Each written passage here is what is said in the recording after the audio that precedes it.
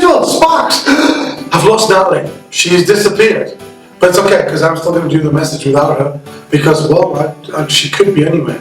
And I've gone back home. I've gone to a place where I love, because if you don't know me, I love Christmas. Christmas is my jam. For like 4 weeks, I get excited for Christmas in July. I would have my Christmas tree up all year round if I was allowed to, but apparently I'm not allowed to do that. But I would, because Christmas, there's just something about Christmas that just lifts me. It makes me feel in a better mood. It just makes me happier. I love carols. I love going shopping. I love the decorations and the lights and the sparkles. I just love all of it. Every part of it lifts me. And as you can see, this is how I decorate. It's a personal thing. I spend time doing this. I've got fireplace and stockings, and that's just how I do things. And I know some people don't like to go over the top of Christmas, but we're doing Advent. And Advent is broken into 4, and this is the first one. And the first one is joy. And there is nothing that brings me more joy than walking into a well-decorated room. There's nothing that brings kids more joy than seeing Christmas decorations and seeing just garlands and trees and everything. But we need to be careful.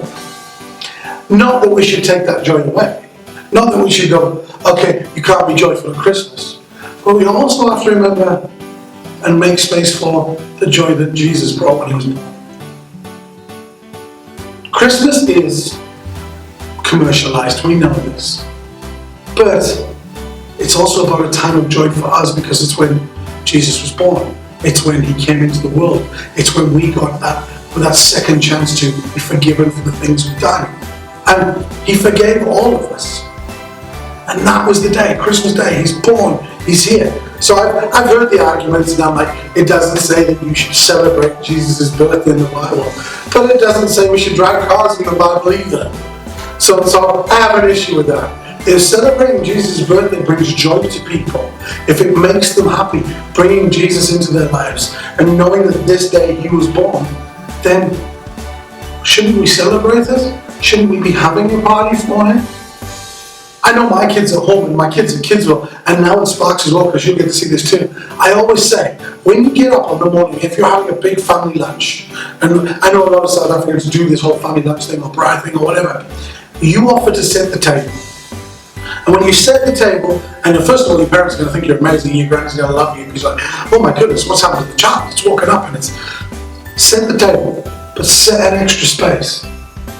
Add one extra seat. And when somebody asks you, somebody will ask you, they will go, why have you sat that extra seat? Why have you set this extra place? There's nobody else coming. And you get to say this. It's Jesus' birthday. It's a place for Jesus at his party. He's going to bring joy to us, so why shouldn't we set him a space? So this Christmas, amongst all the carols and the lights and the flashing and everything that's going on, and your beautiful decorations lounge like this, and everything that's going on, remember, Jesus was born that day, and he brought us all joy. We have to make sure we have space to let that joy in. So thank you for joining us. I hope you enjoyed the message, and I'll see you next week in another room in my house.